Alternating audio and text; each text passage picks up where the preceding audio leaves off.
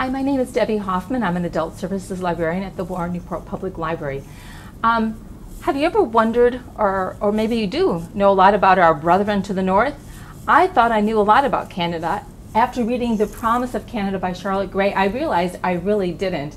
This was a fascinating book, and it was so interesting. This is nonfiction, but the way that Charlotte Gray wrote it was really interesting. She is a very well-known, very highly respected biographer and historian in Canada, though she was born in England, but has now become, she's a full beloved Canadian.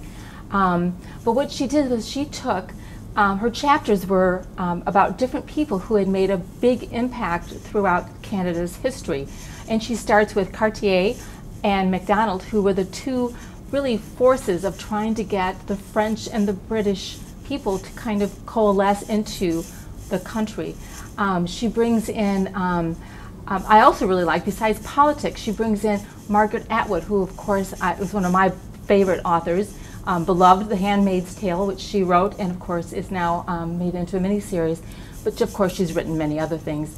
But she talks about Margaret Atwood. She talks about George Cartier, I told you about that, and then she also talks about Samuel Steele, who was kind of the a Mountie that he was just a fellow who ended up becoming part of the police service at the Royal Mounties, and of course everybody knows about them.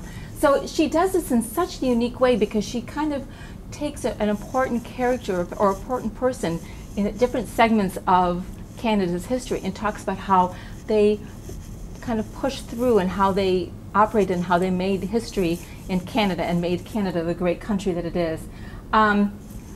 This is really neat. It's a really fun book. It gives a huge wealth of information about Canada. It's called The Promise of Canada by Charlotte Gray.